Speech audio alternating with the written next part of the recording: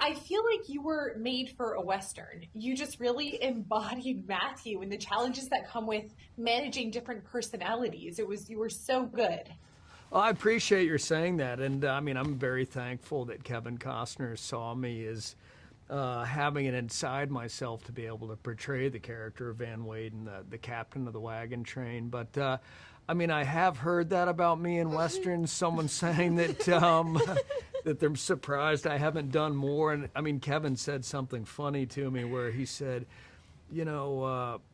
A lot of people in westerns they talk too fast, like, but you really do a good job with the dialogue.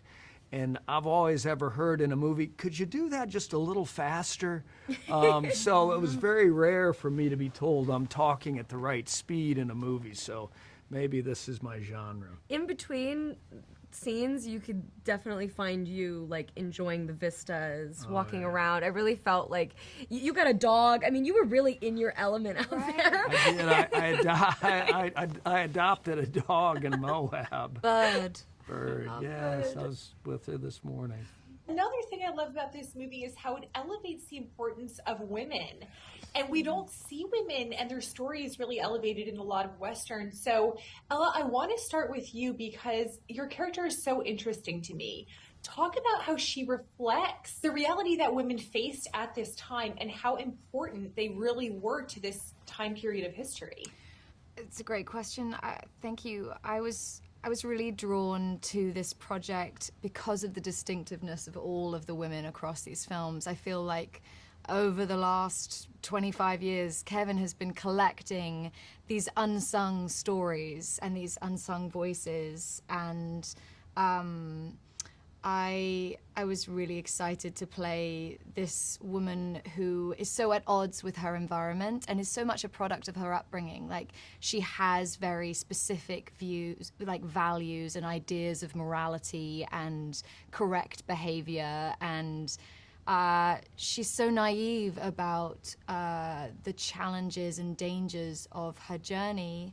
But at the end of the day, she's just trying to survive and protect her husband, and we see her be tested over and over again by the journey that she's on, and it's very true of women at the time. Like, we both had so much fun reading the diaries of women on the Oregon Trail. They are out there to read. They are fascinating, and their voices feel strangely familiar. Like, I feel such a kinship with them. But at the same time, they are embarking on these, like, just undeniably crazy journeys. Like, how was it something like 6 weeks to 3 months on foot with a wagon full of all of your supplies? Your life is in this wagon, all of this livestock. You have no idea where you're going to. You're often following a bad map. You have children, like women were giving birth on the trail. Like, these journeys they embarked on were extraordinary. Well, and Isabel, Diamond is sort of on the opposite end of that. How did the historical context of the American West expansion influence your portrayal of this character, who's also just really interesting and strong in her own right? Well, you know, Diamond is raised by, Will Patton, who plays my father. She's one of 3 sisters, and she's raised by a man who is tough as nails, who is, very much looking for a new life for his family, and has told all of them that, they're going out west, and it's going to be really tough, and they're doing something difficult to have something better.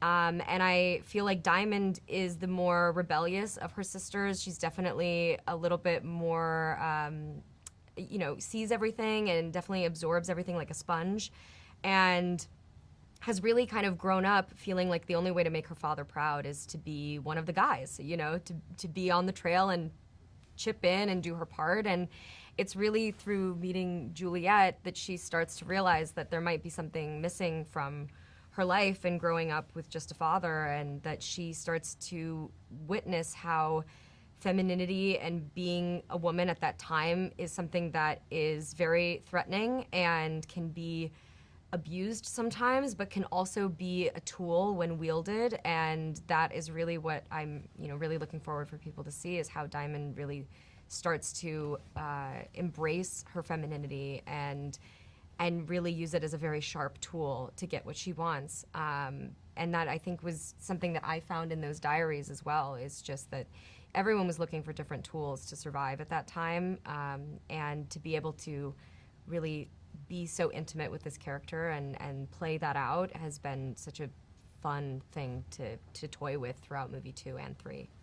Luke, the series really stands on its own in the grand scheme of Westerns. It's really just so beautiful. It's so powerful. What do you hope it contributes to the legacy of American Westerns as a whole?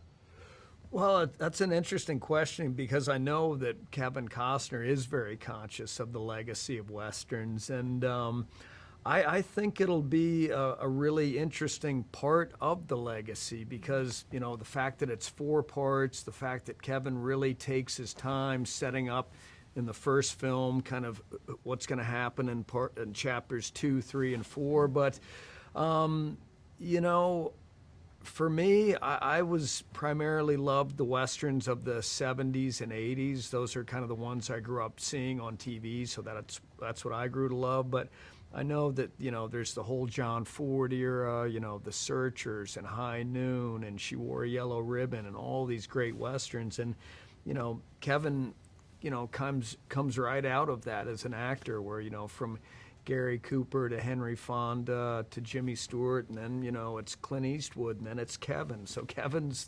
he's very firmly entrenched in that legacy, and I think we're lucky enough to hopefully get brought along with them in terms of the legacy. Well, thank you all so much. It was so nice to meet you. Thank you. Nice to meet you. Take it easy.